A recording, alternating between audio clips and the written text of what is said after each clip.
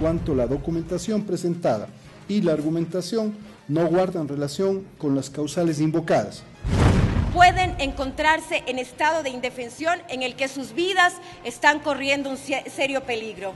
En el auto de llamamiento a juicio, el juez no solo ha ratificado las medidas cautelares ordenadas, sino que además también ha dispuesto nuevas medidas cautelares, especialmente personales, y también ha dispuesto el inicio de procedimientos de extradición.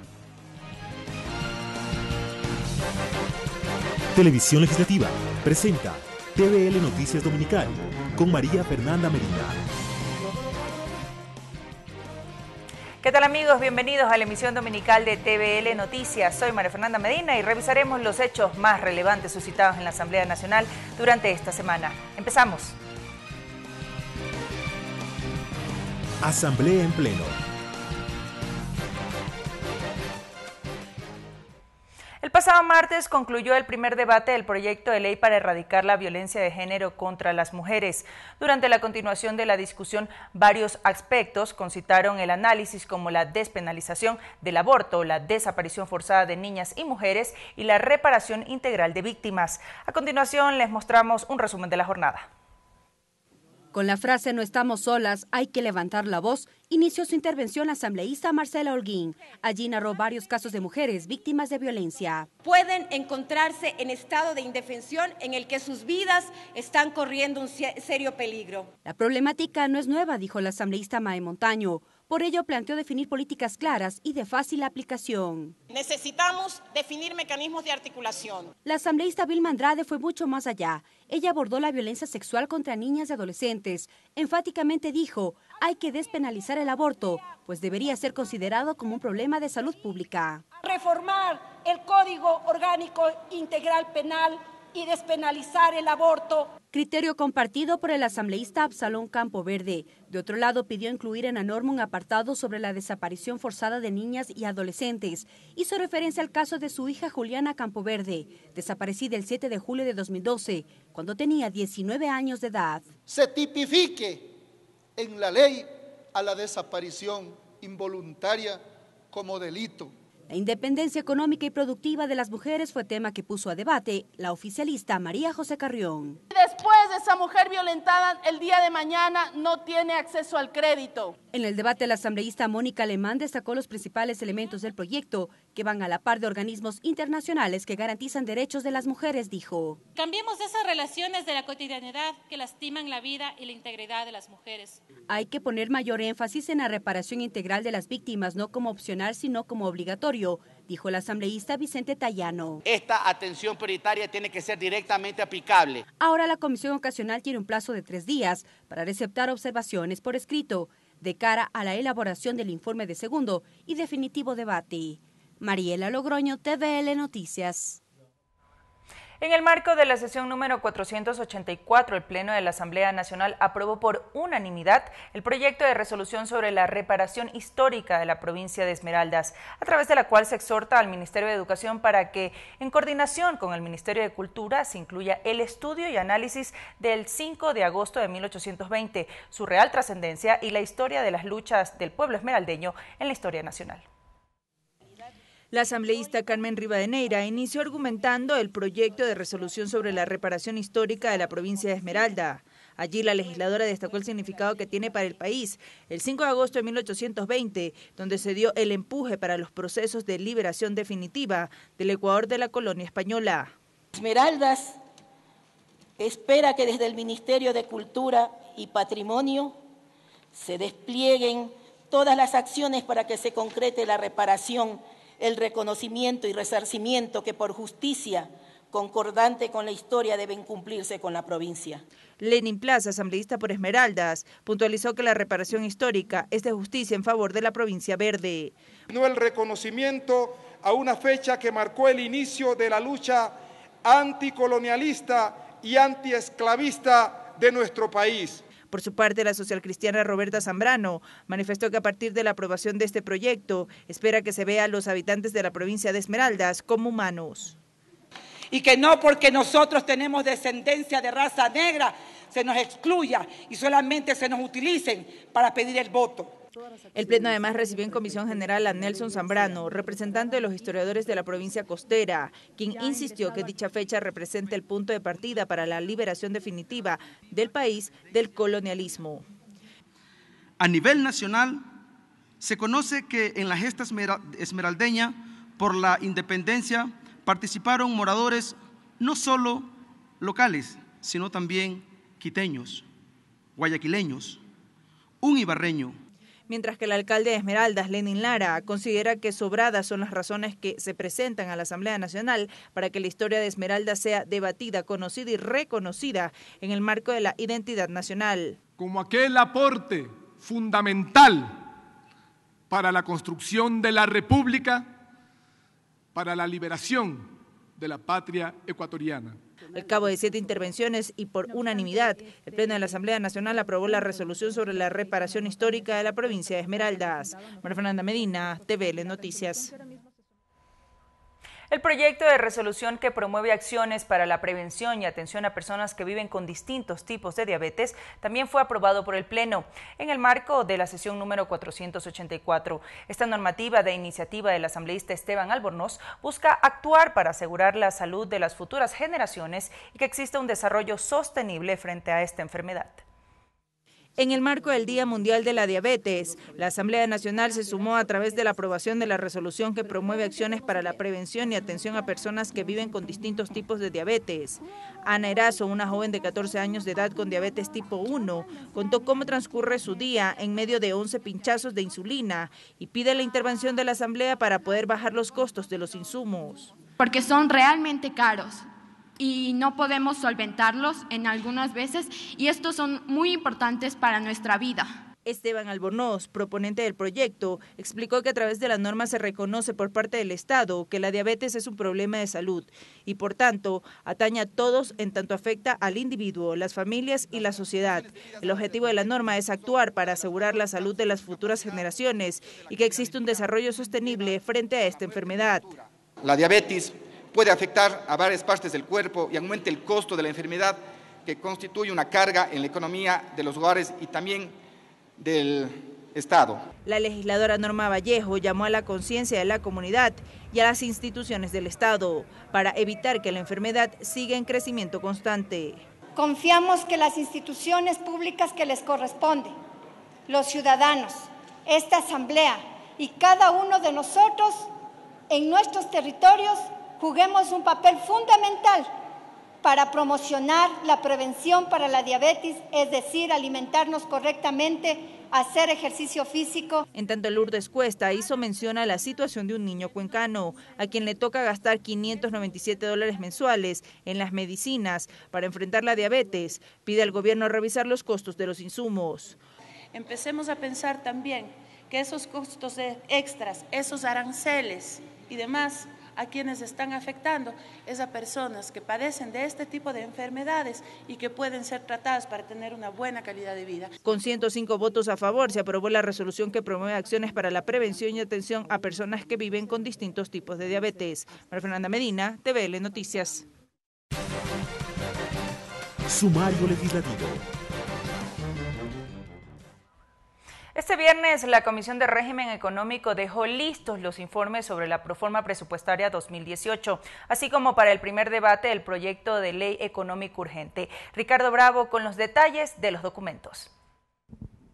Así es, ¿qué tal? Finalmente el informe para primer debate del proyecto de ley que tiene el carácter de urgente en materia económica, denominado Proyecto de Ley para la Reactivación de la Economía de nuestro país, fue aprobado con 10 votos, una abstención y 1 en contra. Conversamos con el asambleísta Pavel Muñoz, presidente de la Comisión del Régimen Económico. Indicó que en este documento se incorporan cambios como la eliminación de la responsabilidad solidaria para los accionistas de empresas. Así también se elimina el pago del impuesto a la renta por concepto de cargas familiares. En definitiva, es una ley bastante distinta a la que fue recibida. Es una ley, insisto, que no creo que llegue a satisfacer las necesidades y los requerimientos que varias de las bancadas aquí tenemos, pero nos queda también al menos un 50% de cosas por trabajar de cara al primer y al segundo debate.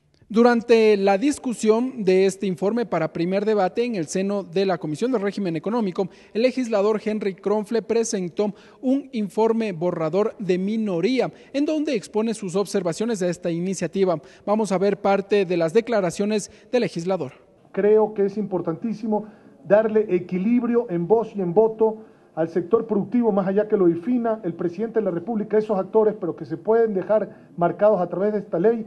Contarles además que en esta Comisión del Régimen Económico también se aprobó el informe con la programación cuatrianual 2018-2021 y la proforma presupuestaria para el 2018. La asambleísta Viviana Bonilla indicó que en este documento se cumple la regla fiscal de que con los ingresos permanentes se financiarán los gastos permanentes. Se cumple esta regla fiscal, pues hay 21.000 millones de ingreso permanente, cubren los 20.000 millones de egresos permanentes. En lo referente a la ley económica urgente, el primer debate en el Pleno de la Asamblea Nacional será este día lunes en horas de la tarde, mientras que por el momento no existe una fecha para su discusión de la proforma presupuestaria para el 2018. Hasta que se informe. El Consejo de Administración Legislativa CAL inadmitió la solicitud de juicio político en contra del exministro de Educación y actual asambleísta de Alianza País, Augusto Espinosa. El presidente de la Asamblea Nacional, José Serrano, explicó que la solicitud del asambleísta Yanine Cruz no cumplía con los requisitos establecidos en la Ley de la Función Legislativa. Con 5 votos fue inadmitida la solicitud de juicio político en contra del exministro de Educación y actual asambleísta de Alianza País, Augusto Espinosa. El presidente de la Asamblea Nacional, José Serrano, argumentó la decisión tomada por el Consejo de Administración Legislativa. Por cuanto la documentación presentada y la argumentación no guardan relación con las causales invocadas. La solicitud de juicio político la presentó la asambleísta del Movimiento Creo, Yanine Cruz. Al actual asambleísta Espinosa por responsabilidad.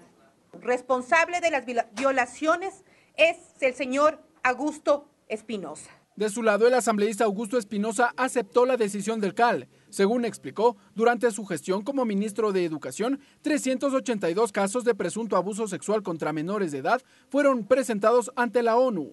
De esos 382 casos, cuando yo salí del ministerio, que fue hace un año, aproximadamente el 44% de los casos habían sido ya resueltos por la vía administrativa.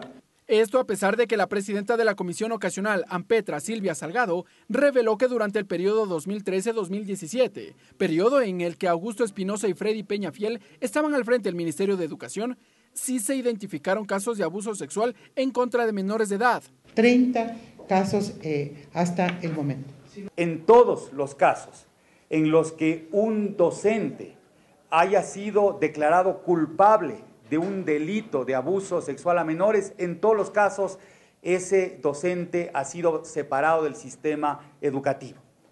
Entre tanto, el CAL resolvió además delegar al presidente de la Asamblea, José Serrano, y a la titular de la Comisión Ocasional, Silvia Salgado, como los encargados de presentar las denuncias penales por los 30 casos de abuso a menores que ya están identificados. Ricardo Bravo, TVL Noticias. El Grupo Parlamentario por los Niños, Niñas y Adolescentes, conjuntamente con la Comisión Ocasional AMPETRA, mantuvo una sesión de trabajo para exponer y socializar los avances de ambos órganos parlamentarios en la garantía de derechos de ese sector sensible de la sociedad, como son los menores de edad. En ese marco se informó que ya fueron derivados a la Fiscalía los 29 casos investigados de abuso sexual a menores en instituciones educativas. Parlamentario por los derechos de niños, niñas y adolescentes, Franklin Samaniego.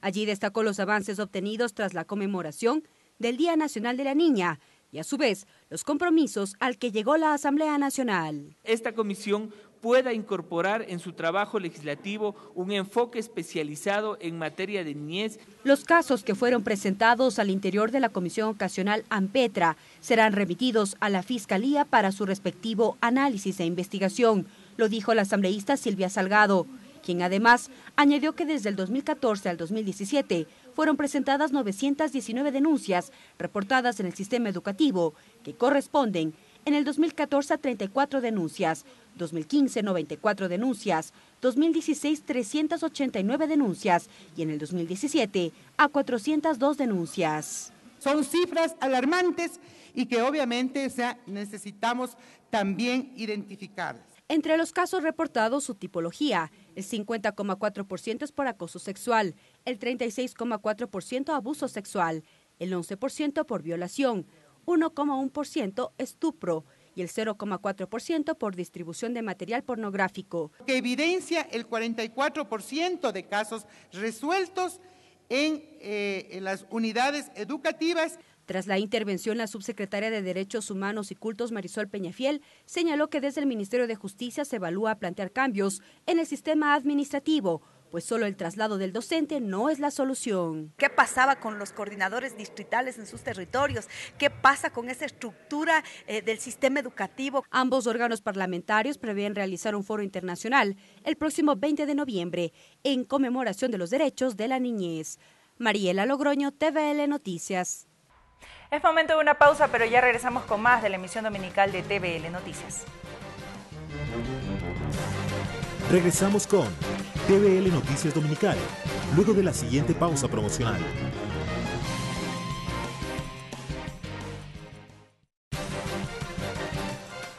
Continuamos con TVL Noticias Dominical.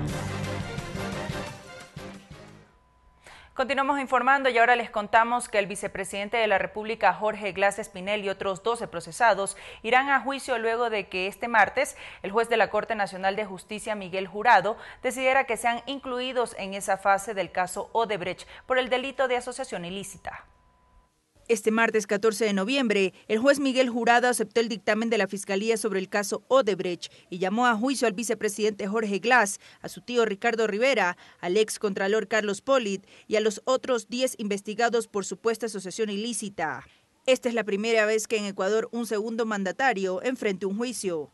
Para dar paso al juzgamiento, el juez Jurado analizó los 28 indicios que presentó el fiscal general Carlos Vaca la semana pasada en contra del vicepresidente. En esa lista de posibles pruebas constan pericias, transcripciones de videos y versiones que señalan a Glass como parte de la supuesta red de corrupción de Odebrecht. Al final de la diligencia, Vaca se mostró conforme con el llamado a juicio de los 13 procesados, pues el juez acogió todos los elementos de convicción presentados para su acusación y además ratificó las nuevas medidas cautelares que solicitó.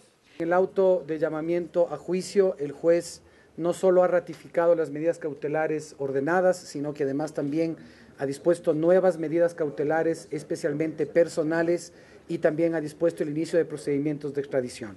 El dinero, las acciones, los bienes y las propiedades con fines de repatriación. Se ordenó el comiso más bien, tanto de los bienes nacionales como de los bienes internacionales. Así que estamos también en esa línea, la reparación integral. Luego del dictamen del magistrado Miguel Jurado, la Corte Nacional de Justicia debe designar mediante sorteo un tribunal conformado por 3 jueces para la etapa de juzgamiento del vicepresidente Jorge Glass y del resto de procesados. Se inició además el proceso de extradición del excontralor Carlos Polit. Ese tribunal tendrá hasta antes del 2 de diciembre para convocar audiencia de juicio y así no caer en el riesgo de la caducidad de la prisión preventiva que pesa contra Carlos B., Gustavo M., Klepper B., José T. y Ricardo Rivera desde el 2 de junio pasado, día en el que fueron detenidos en diversos operativos. Glass fue apresado el 2 de octubre. El artículo 541 del Código Orgánico Integral Penal dice que la prisión preventiva no podrá exceder de 6 meses en los delitos sancionados, con una pena privativa de libertad mayor a 5 años. La asociación ilícita, según el COIP, prevé una pena de 3 a 5 años y no puede ser juzgada en ausencia. María Fernanda Medina, TVL Noticias. Voces y opiniones. Ahora revisamos lo dicho en nuestros espacios de opinión de los medios legislativos. En tercer debate, los asambleístas Juan Cristóbal Lloret y Ángel Sin Maleza analizaron los objetivos y aportes recibidos al proyecto de ley para la prevención de la violencia contra la mujer. Ambos ratificaron que la norma se aprobaría el próximo 25 de noviembre. Los factores de violencia contra la mujer que reflejan estadísticas frías y duras en el país son los que llevaron al tratamiento del proyecto de ley para la erradicación de la violencia contra las mujeres. Así lo expresó el asambleísta Juan Cristóbal Lloret, vicepresidente de la Comisión Ocasional a cargo de la construcción de esta propuesta. Vemos que 6 de cada 10 mujeres ha sufrido algún tipo de violencia, ya sea física, sexual, psicológica. Estamos hablando de alrededor de 3.400.000 mujeres que han sufrido algún tipo de violencia. Su compañero de mesa, el asambleísta por Suma Ángel Sin Maleza, coincide y también advierte de la existencia de un subregistro en la denuncia de los casos. Porque conozco que los sectores del campo, por su cultura, por su tradición, no se atreven a poner una denuncia cuando han sido víctimas de violencia. Lloret ponderó los aspectos considerados en la norma para frenar los hechos de violencia a través de la implementación de un sistema nacional que operará bajo 4 ejes. Que es el ámbito de la prevención, es el ámbito de la atención, de la protección y de la reparación hacia la víctima. Mientras que el asambleísta Sin Maleza destacó el papel que tendrán los gobiernos autónomos descentralizados. Y estamos a través de este proyecto otorgándoles también otra responsabilidad, que es la de las casas de acogida. No obstante de aquello, ambos sostienen que un factor determinante para el cumplimiento de la norma será la corresponsabilidad que asuma la sociedad en su conjunto. Este es un problema de salud pública, este es un problema social.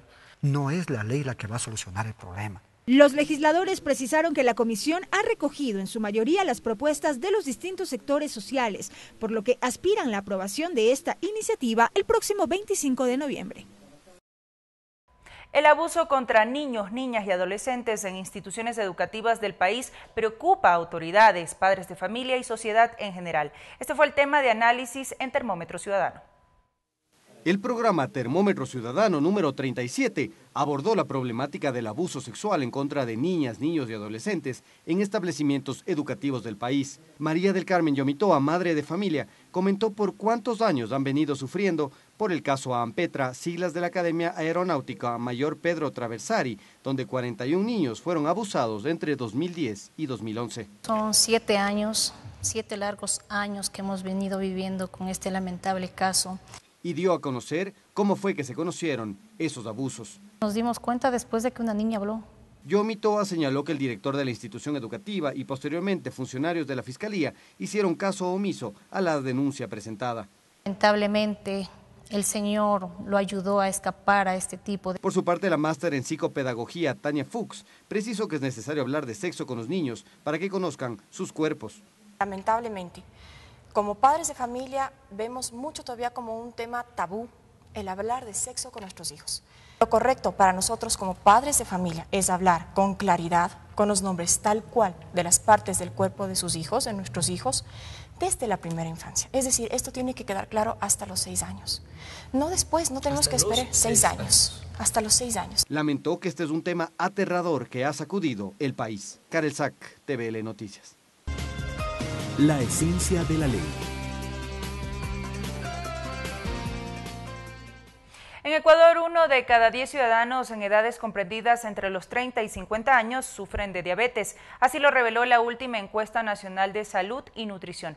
Hoy en la esencia de la ley hablaremos sobre esta enfermedad y las acciones que la Asamblea Nacional impulsa para prevenirla. Según la encuesta nacional de salud y nutrición, la prevalencia de diabetes en la población comprendida entre las edades entre los 10 y los 59 años es del 1,7%. Esta proporción va incrementando en las edades entre los 30 y los 50 años de edad y precisamente en los 50 la estadística señala que 1 de cada 10 ecuatorianos tiene diabetes. Sobre esta problemática vamos a entregar más detalles en el siguiente reportaje. Se trata del máximo organismo en la toma de decisiones de la Asamblea Nacional, el Pleno del Legislativo y sus parlamentarios que buscan hacerle frente a la diabetes. Para ello aprobaron la resolución que promueve acciones para la prevención y atención a personas que viven con distintos tipos de diabetes. La discusión se dio en el marco de su día y la iniciativa recibió el apoyo de 104 legisladores. En el transcurso del debate, asambleístas como Esteban Albornoz señalaron que en Ecuador, 1 de cada 12 personas adultas viven con esta enfermedad. Son un total de 830.100 casos diagnosticados cada año. La diabetes puede afectar a varias partes del cuerpo. Pero además, la falta de conciencia y de una cultura de salud en el medio ha hecho que se presenten las enfermedades con mayor agresividad. Una de estas es la diabetes, así lo señala la Sociedad Ecuatoriana de Endocrinología. La diabetes ha sobrepasado lo estimado en cuanto a los niveles de incidencia en el mundo, pues se pronostica que para el año 2025 habría más casos, pero esto ya se refleja en la actualidad. Si aterrizamos en Ecuador, sepa que esta patología mata a un diabético cada 2 horas. En 2013 murieron 4.600 pacientes con este mal. ¿Pero cómo se desarrolla la diabetes? Consultamos al doctor William Acosta. Él es el líder de endocrinología del Hospital de Especialidades Eugenio Espejo en la ciudad de Quito. La diabetes, el término diabetes solo quiere decir tener el azúcar alto en la sangre. Hay diferentes razones para tener el azúcar alto en la sangre. La más frecuente es conocida como diabetes mellitus tipo 2 y es causada por el exceso de peso. La diabetes es una enfermedad, un trastorno metabólico que se presenta luego de que el páncreas pierde la capacidad de producir insulina. Esta es la hormona que se encarga de distribuir la glucosa a las células y la glucosa se eleva a valores anormales. Una persona con exceso de peso, el cuerpo no puede manejar el azúcar en la sangre, se eleva el azúcar en la sangre y causa esta enfermedad. No solo es suficiente el exceso de peso, sino que también se ve porque nacemos con la predisposición a tener diabetes. Nuestros padres, nuestros abuelos nos heredan la predisposición y desarrollamos la diabetes cuando tenemos exceso de peso. Existen algunos tipos, sin embargo hay dos más recurrentes. La primera, la más frecuente, es la tipo 2, también llamada la del adulto. La diabetes tipo 2 se da en personas que nacen con la predisposición a tener la diabetes porque la heredaron, porque tienen abuelos, tíos, primos, padres que tuvieron diabetes y la desarrollan en el momento que tienen exceso de peso. El exceso de peso es el que lleva a la diabetes. ¿Y qué lleva al exceso de peso? Pues una alimentación desordenada, con muchas grasas, con muchas harinas, con mucho arroz, con muchas papas y con poco ejercicio físico. Mientras que entre el 3 y el 5% está el grupo de la otra diabetes, que se llama tipo 1, relacionada con la infancia. Esta afecta a individuos de entre 3 y 14 años. Es totalmente diferente a la anterior. No tiene nada que ver con el exceso de peso. Si nacen los niños con una predisposición a que el páncreas, que es el órgano que produce la regulación del azúcar en la sangre, se destruya, no funciona el páncreas, entonces produce diabetes. Por suerte es una enfermedad muchísimo más rara. La diabetes tipo 2 es relativamente frecuente. ¿Pero cuáles son los síntomas frecuentes? En la diabetes tipo 1 es la constante necesidad de orinar, sed inusual, hambre extrema, pérdida inusual de peso, fatiga e irritabilidad extrema. En la diabetes tipo 2, cualquiera de los síntomas de la diabetes tipo 1, infecciones frecuentes, visión borrosa, cortes, moretones que tardan en sanar, hormigueo o entumecimiento en las manos o los pies, infecciones recurrentes de la piel, encías o vejigas. El problema de la diabetes, el problema del azúcar alto en la sangre es que es la primera causa de ceguera no congénita en el mundo, la primera causa de insuficiencia renal que termina en diálisis y la primera causa de amputaciones de los pies después de los accidentes de tránsito y los traumas, es decir, una enfermedad discapacitante. Vamos a hablar en materia de prevención. Un examen de sangre puede identificar o mostrar si usted tiene diabetes. Segundo, debe vigilar que los niveles de glucosa se encuentren en los parámetros normales. Y tercero, la alimentación. Es recomendable que ésta se ajuste a su ritmo de vida. Si no lo es, pues debe modificarla. Finalmente, la Asamblea Nacional, sensible ante esta problemática, realizó una feria ciudadana a lo largo de esta semana. La ciudadanía en general pudo acercarse y realizarse el chequeo médico preventivo. Nosotros esperamos que este reportaje sea de su utilidad. Hasta una próxima edición. Y de esta manera hemos llegado al final de la emisión dominical de TVL Noticias. Gracias por habernos acompañado. Hasta una próxima ocasión. Los medios legislativos presentaron TVL Noticias Dominical.